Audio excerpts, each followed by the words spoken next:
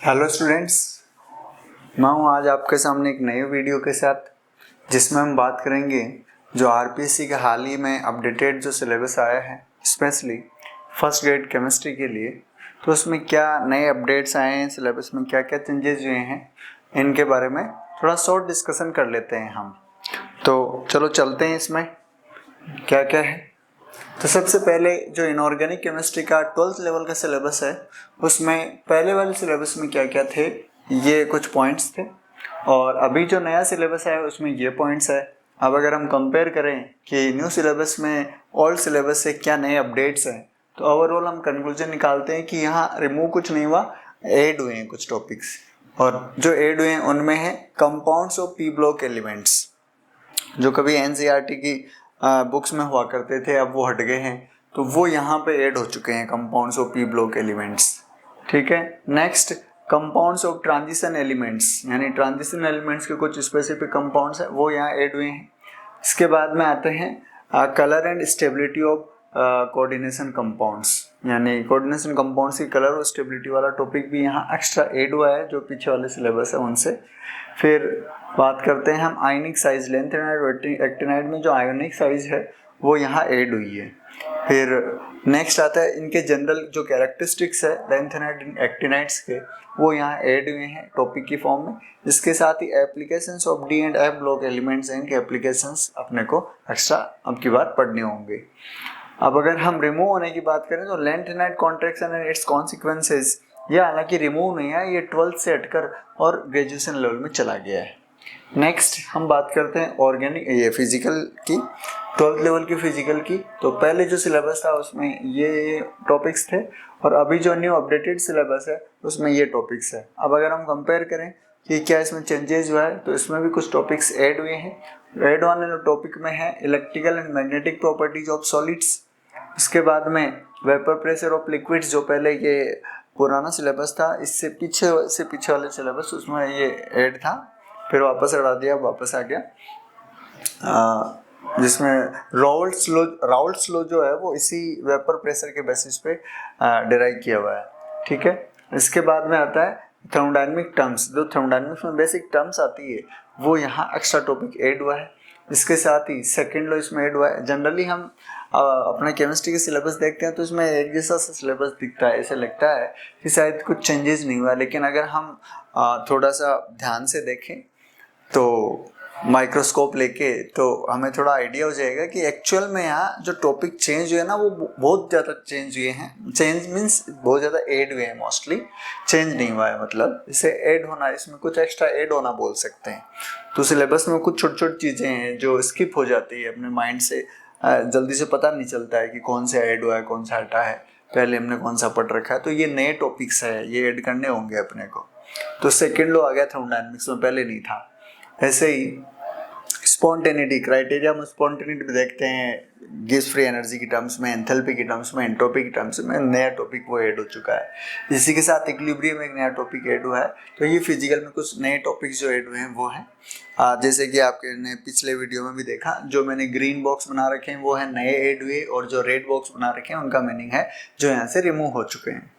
Next जो अभी organic है 12th लेवल की, उसमें क्या क्या चेंजेस हुए हैं वो देखना चाह रहे हैं। ये सिलेबस जो पहले वाला था वो है, और अभी जो नया अपडेटेड सिलेबस है वो ये दिया हुआ है। अब अगर हम 12th लेवल के ऑर्गेनिक का कंपैरिजन करें तो ओवरऑल इसमें कुछ चेंजेस हुए हैं। चेंजेस क्या हैं, जो फिजिकल प्रॉपर्टीज है किसकी, alcohol, aldehyde, ketone, carboxylic acid, acid derivatives की, वो एक एक्स्ट्रा पॉइंट ऐड हुआ है ऑर्गेनिक में। इसके साथ ही ये जो पोर्शन है वो यहाँ ग्रेजुएशन लेवल से उठाकर 12th लेवल में ले आए हैं, और इसी तरह एरोमेटिसिटी एंड एरिन्स को 12th लेवल से उठाकर ग्रेजुएशन में डाल दिया है। अभी चूँकि हम 12th लेवल का सिलेबस पढ़ रहे हैं और ये नया अपडेटेड सिलेबस है, तो उसमें ये ग्रेजुएशन से उठकर यहाँ चला आ गया है, और फिजिकल प्रॉपर्टीज में नया ऐड हुआ है। इसके साथ ही एलिमेंट्री ट्रीटमेंट, ये शायद प्रिंटिंग मिस्टेक होगी, बाकी ये कोई टॉपिक नहीं है एलिमेंट्री ट्रीटमेंट। कार्बोहाइड्रेट है, नॉर्मल इंट्रोडक्शन है, आपको पता होना चाहिए। ठीक, फिर आगे इनऑर्गेनिक की बात कर रहे हैं हम ग्रेजुएशन लेवल पे आ चुके हैं। ग्रेजुएशन लेवल पे पहले वाला सिलेबस ये था इनऑर्गेनिक में, और नाउ जो अभी अपडेटेड सिलेबस है इनऑर्गेनिक में ये है। अब अगर हम कंपेयर करें तो क्या कंक्लूजन है कि कुछ टॉपिक्स ऐड हुए हैं। ऐड होने वाले टॉपिक में एक तो है importance and applications of coordination compounds coordination complexes में ये एक नया टॉपिक ऐड हुआ है।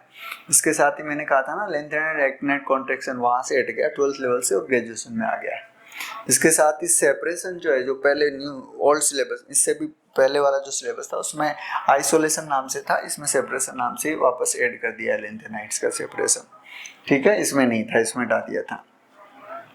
अब हम फिजिकल लेते हैं ग्रेजुएशन लेवल पे, पहले ये सिलेबस था और नया सिलेबस जो है वो ये है। और अगर हम कंपैरिजन की बात करें तो यहाँ मेजर एडिशन हुआ है, मेजर कुछ टॉपिक्स ऐड हुए हैं। वो कौन कौन से हैं? एक तो जो केमिकल डायनेमिक्स है उसमें half life period, methods of determination of order of reaction, ये हम नहीं पढ़ा करते थे, जो बीएससी के लेवल का टॉपिक है वो। तो सर क्या बीएससी से 12th में या 12th से बीएससी के लेवल पे आ जाते हैं तो चेंजेस जाते हैं? हाँ, चेंजेस जाते हैं। आपको वो बीएससी लेवल की बुक्स में क्वेश्चन का आंसर मिलेंगे, एनसीईआरटी की बुक्स में वो आंसर नहीं मिलेंगे। यूजी एंड पीजी में इतना फर्क आ जाता है।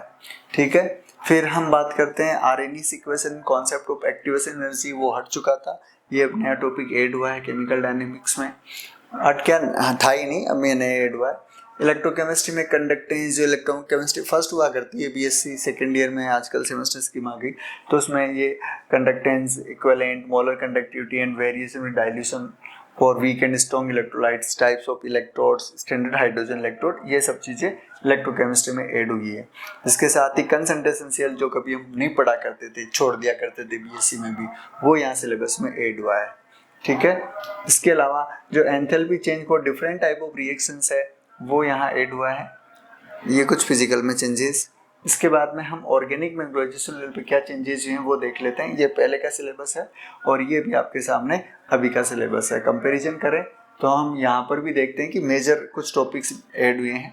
सबसे पहला और इम्पोर्टेंट देखो 7 नंबर का कॉन्फॉर्मेशन एंड कॉन्फ़िगरेशन है। इधर टॉपिक ही चेंज हो गया, स्टीरियोकेमिस्ट्री ऑफ ऑर्गेनिक कंपाउंड नाम से आ गया।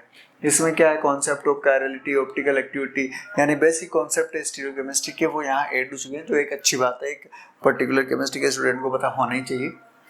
इसके अलावा resolution of enantiomers, inversion and retention and racemisation, ये नए टॉपिक स्टीरियोकेमिस्ट्री में ऐड हुए हैं। इसके साथ ही देखो पहले वाले सिलेबस जो था ना उसमें साइक्लोहेक्सेन तक की था, अब इसके में साइक्लोहेक्सेन के साथ इनके डेरिवेटिव्स और ऐड कर दिए, ये थोड़ा स्पेशली आपको ध्यान रखना है।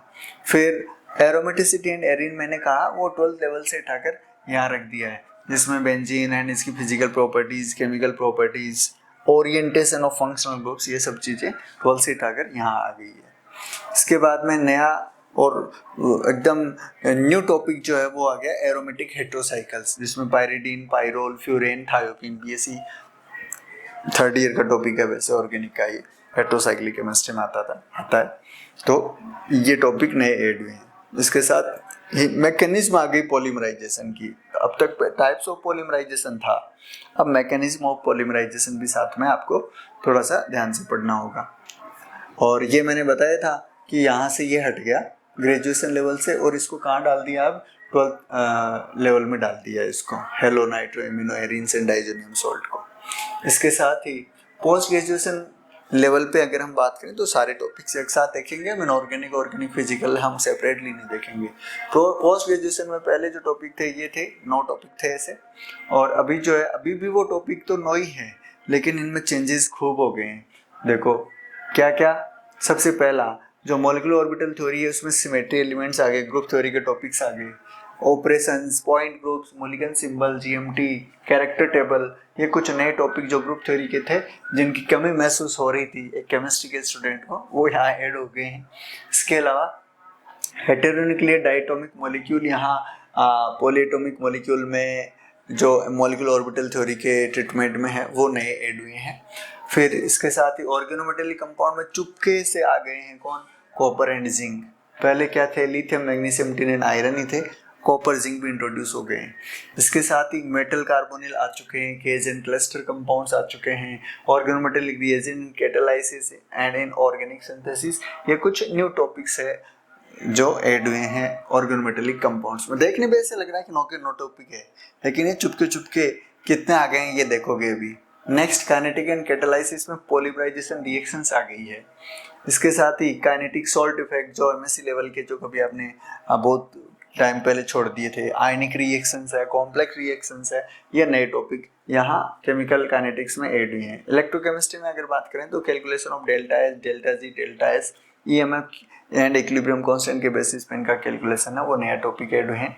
थर्मोडायनेमिक्स में मैक्सवेल रिलेशंस आ गए हैं, तो नेट लेवल पे आते हैं, इनके एप्लीकेशंस है। गिब्स ड्यूहेम इक्वेशन है, फ्यूगेसिटी, एक्टिविटी कॉन्सेप्ट, ये है जो मुझे काफी अच्छे लगते हैं। खैर अब आगे चलते हैं। पेरिसाइक्लिक में क्या ऐड हुआ? पेरिसाइक्लिक में कार्बोनिल कंपाउंड की पेरिसाइक्लिक रिएक्शंस और ऐड हो गई है। इसके साथ ही एनवायरमेंटल पॉल्यूशन में air, water, soil and heavy metal pollution, photochemical smoke, acid rain, ये नए टॉपिक ऐड हुए हैं। इसके साथ ही ग्रीन केमिस्ट्री भी ऐड हो गया है। और स्पेक्ट्रोस्कोपी की अगर हम बात करें तो Raman spectroscopy, electron spin resonance and mass spectroscopy की टेक्निक्स, ये यहाँ स्पेक्ट्रोस्कोपी में ऐड हुए हैं। तो ये टोटल केमिस्ट्री का मसाला था जो यहाँ ऐड हुआ है, यानी मोस्ट सिलेबस में ऐड हुए हैं टॉपिक, रिमूव कुछ नहीं हुआ है। ठीक है, अब आगे चलते हैं। यहाँ हम बात करेंगे पीडागोजी एंड आईसीटी में क्या क्या चेंजेस हुए हैं। पहले सिलेबस ये था और अभी सिलेबस ये है। देखने पर लग रहा है छोटा हो गया, नहीं, यहाँ स्कीम भी है साथ में, तो इसके बारे में चर्चा करेंगे।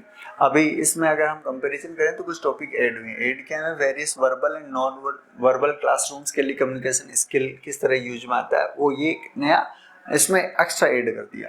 इसके अलावा कम्युनिकेशन स्ट्रेटेजीज की बात करें तो कम्युनिकेशन स्ट्रेटेजीज में कौन कौन सी स्ट्रेटेजी यूज में लेते हैं वो यहाँ ऐड हो गया है। इसके साथ ही group investigation, non directive model, ये कुछ नए मॉडल है जो यहाँ ऐड हो गए हैं टीचिंग मॉडल्स में।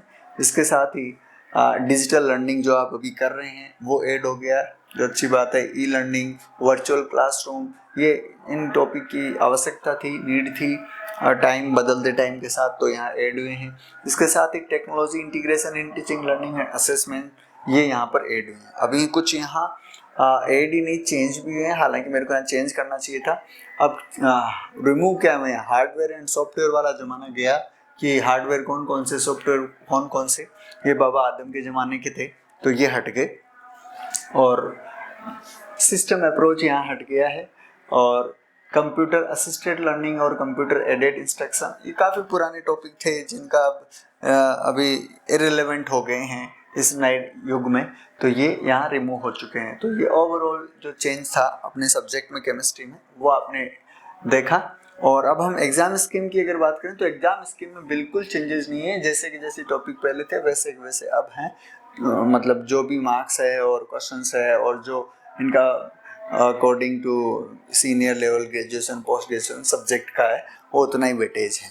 ठीक है, तो ये कुछ चेंजेस जो हैं वो आपने देखे। तो आई होप आपको ये नए अपडेटेड सिलेबस और इनका कंपैरिजन और ये तरीका अच्छा लगा होगा। बाकी मिलते हैं एक नए वीडियो के साथ, एक नए अनाउंसमेंट के साथ। ठीक है, तब तक के लिए थैंक यू, गुड नाइट।